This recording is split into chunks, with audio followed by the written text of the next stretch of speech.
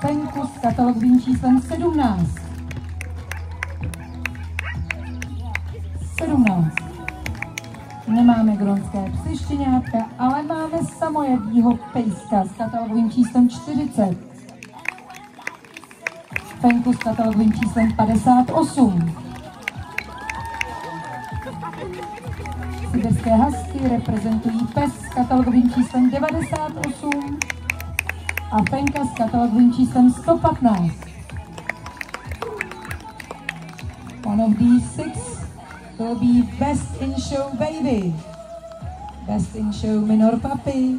It means the small ones from 4 till 6 months, and one of them will be Best in Show Baby.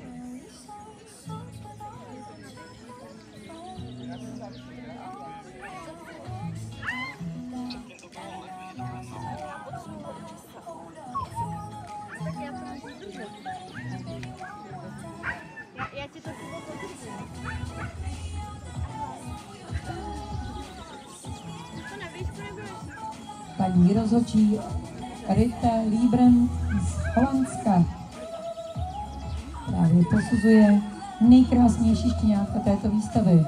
The most cute competition for the dogs. Paní rozhodčí si prosí jednoho po druhém do pohybu. Podpořte svým potleskem, jeden po druhém se vám představují nejkrásnější štěňátka této výstavy. Vidíte malamutího psa i malamutí Penku. Oba dnes obdrželi známku velmi nadějný 1 ve třídě štěňat. Vidíte i zástupce samojedů, pejska s katalogovým číslem 40.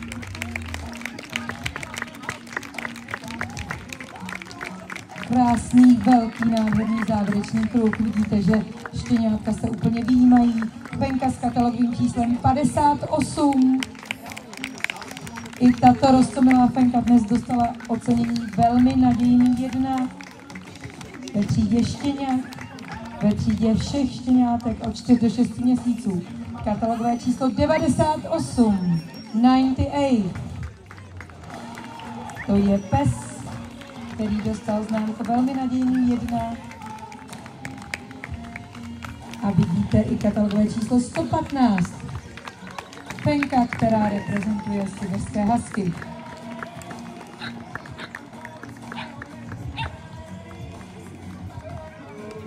Myslím, že je velmi potěšující vidět, že tady vidíte mnoho zástupců a krásnou ring dresuru už v tomto věku.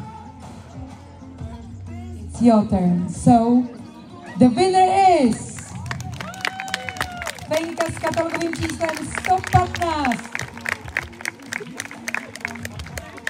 Thank you very much. Congratulations, prosím, pojďte na památeční fotografii. Děkujeme všem zúčastněným.